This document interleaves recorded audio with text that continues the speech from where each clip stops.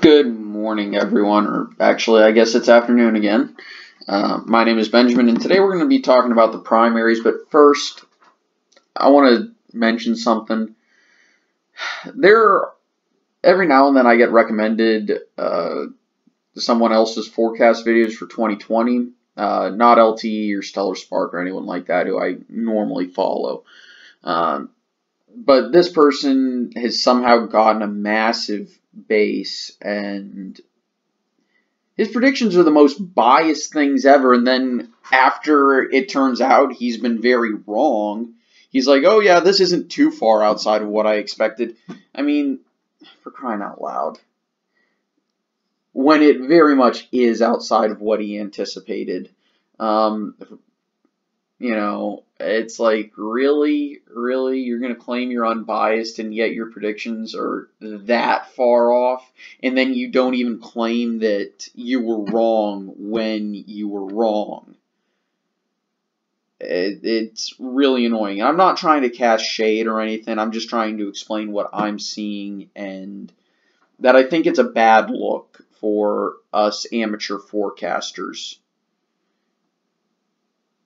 because it really hurts all of us when you're extremely biased. I'm not going to name names because I don't think that's right. But if he ever sees this video, he knows who he is, even if he doesn't want to admit it. So today we're going to be looking at the Democratic primary, and ignore that I'm using this map. 270 just doesn't have a primary map that would actually be really useful, or even at all. I'm trying to work on creating one that I can actually use that'll have multiple colors. So we've got Virginia, ooh, wow, that was weird. Sorry.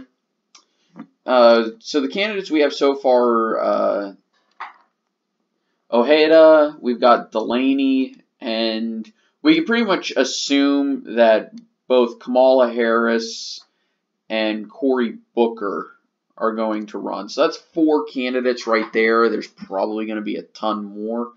I'm not going to include Sanders until he actually makes a decision, simply because it's really up in the air whether or not he will, simply because of age, but also because there's going to be a lot of competition for his ideological niche within the Democratic Party.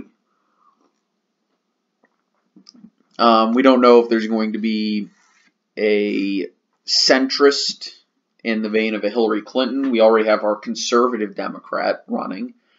And we don't know about any of the strong personal brand Democrats. Actually, I think there's, I was going to say Hickenlooper might actually run.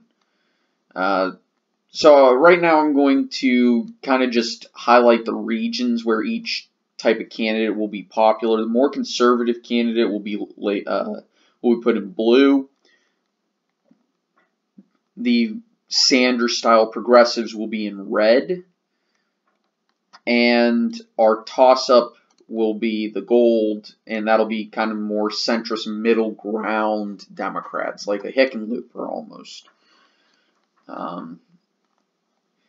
So I suspect Ojeda will be fairly popular kind of in this general region.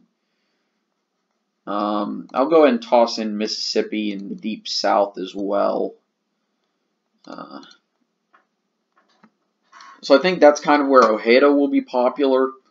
He's the state rep from West Virginia and was running for West Virginia's 3rd Congressional District. And he kept it competitive in that race. And he's popular, at least in West Virginia, in coal country. So he'll definitely get votes in this area as well, in Appalachia. Probably succeed in Pennsylvania, but we'll get to Pennsylvania. In any state that I leave gray will be a toss-up, really. Hawaii is going to,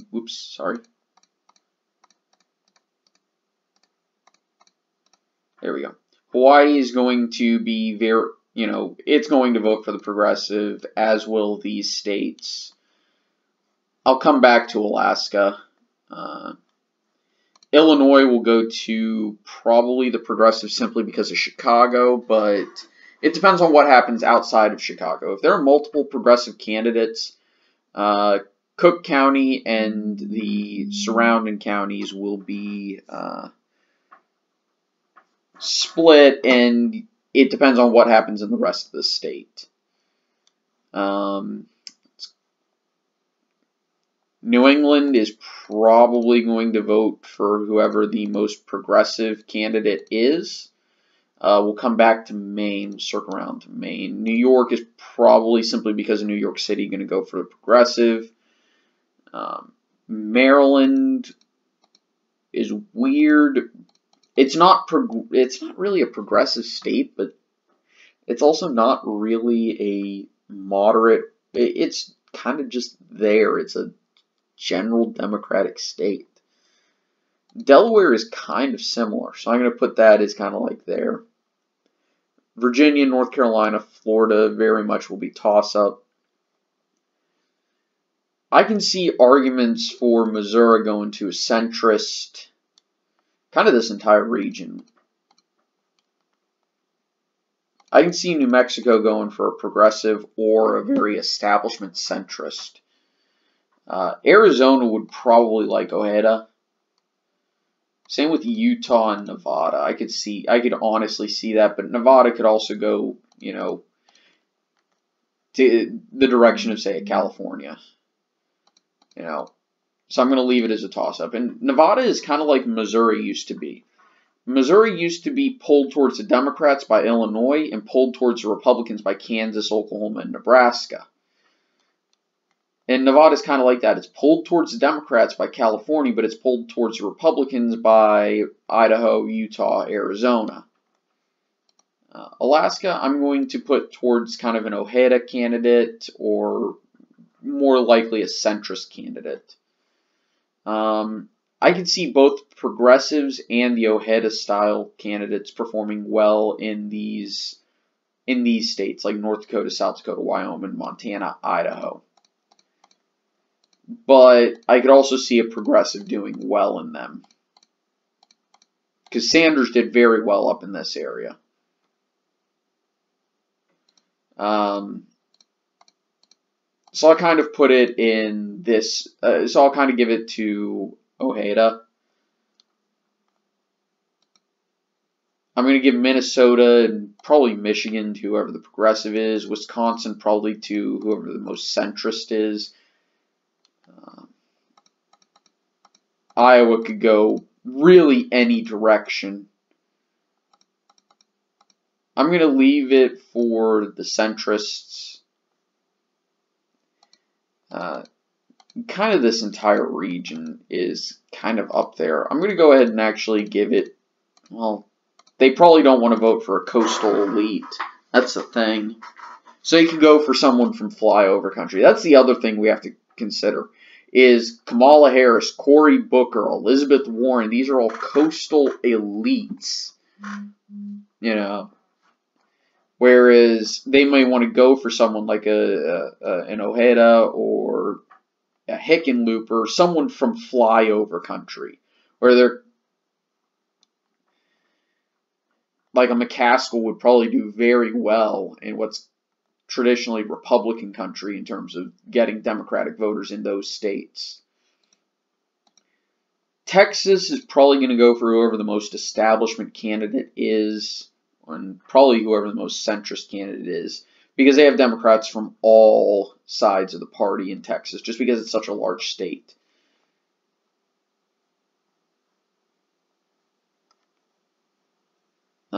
You know what? Actually, I'm going to put those as kind of toss-ups, just because it really does depend on a lot of things. But Appalachian coal country, and really what Ojeda knows is this area, and he'll do very well in this area. He could very easily win those states, win there. He can maybe even crack the upper Midwest and the states that are left in gold. But the Democratic Party, is going to be stuck trying to figure out who they appeal to. Do they try and keep the Democrats the people who've been voting Democrats, the centrists, the moderates, and even the conservative Democrats who still exist in places like the Deep South, in the upper Midwest and the Great Plains area? Do they still try and hold on to those, or do they play to the coastal elites and the progressives from the urban centers like Seattle and Portland and the Bay Area, SoCal, Chicago, Boston, Massachusetts, New York, D.C.? Do they play to those crowds, or do they try and remain as a quote-unquote big tent party?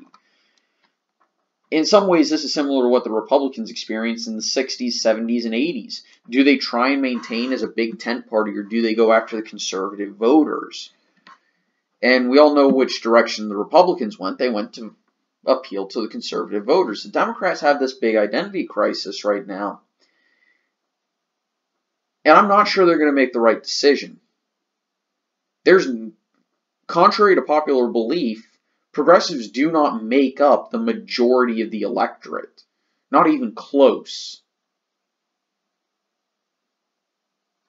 And yes, party ID does trump a lot of personal ideology. The problem is, as the Democratic Party is going to start playing more and more to these progressives, it's going to start breaking down into more polarization, which is not going to be a good look for American politics in general. Because a lot of these resistance against Trump and these riots, I guess, after he was elected, and the people chanting "Not my president," the only types of places you see that type of chaos in the wake of an election or any major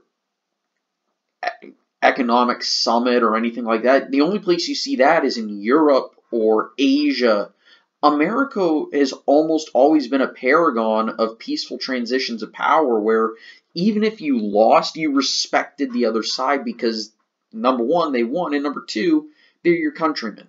Whether or not you agree with them, whether or not you even like them, you can at least respect them because they're Americans.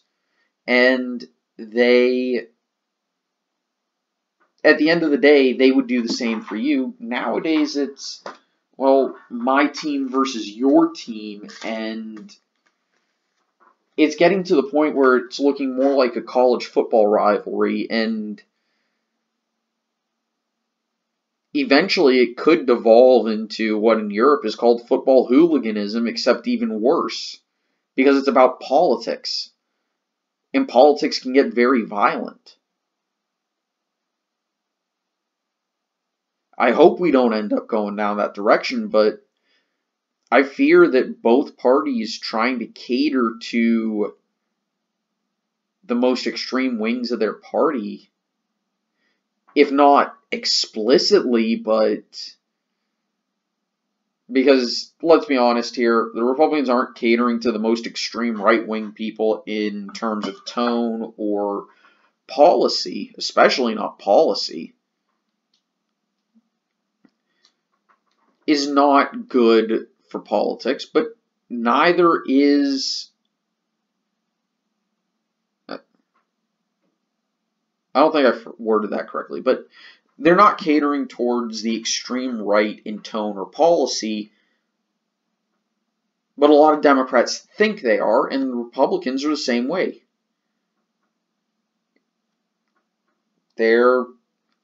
They look at it as the Democrats are catering towards the most extreme wing of their party, when in reality they're not. Yes, there are some politicians like, who's that girl in New York who just got elected?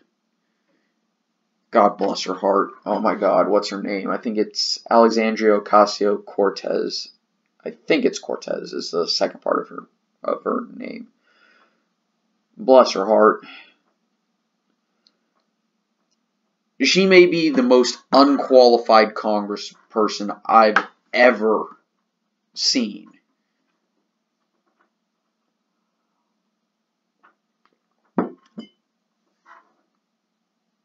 And that's saying something, because people get elected to Congress who have no business being in Congress. All the time. But she takes the cake. If you just listen to the stuff she says, it's some of the... if you listen to the stuff that comes out of your mouth, you're like, how did intelligent people even think she was qualified? And secondly, and that's what a college degree gets you these days. It almost makes me... she is a disgrace to anyone with a college degree. She is a disgrace to anyone who claims any sort of intelligence. And I'm not saying that because she's a woman. There are very brilliant women out there. I forget the name of the lady who worked on the DNA project, mostly because the other people, yeah, they kind of stole some credit. But I'm saying, I'm kind of rambling at this point, but she is the stereotype of what the right thinks about when they think about progressives. Completely clueless, have no earthly idea what the real world is like and how economics actually works.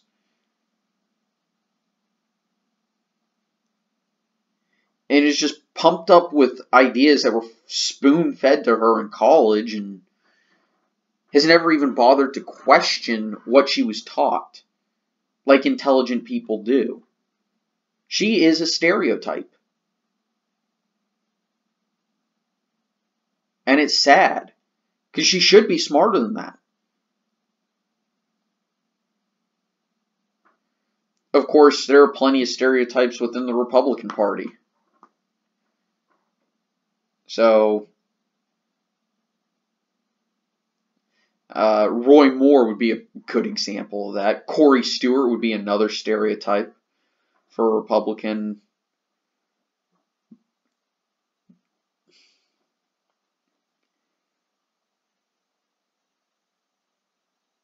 Could say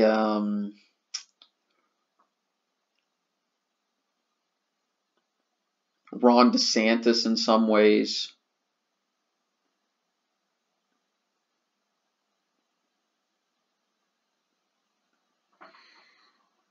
And it's just, I think both parties are just having a lot of troubles right now when it comes to their own personal identity crises, but also because their candidates have fallen dramatically in terms of quality. 2016, we had Trump and Clinton.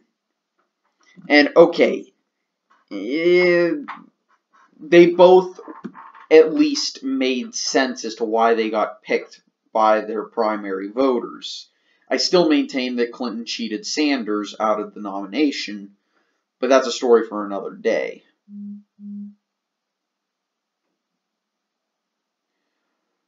But it made sense. 2018 rolls around and we have candidates who are completely unqualified and complete idiots running across the nation on in both parties.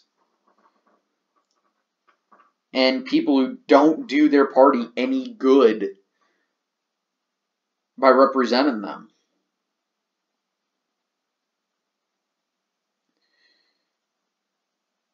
"2020 may be even worse."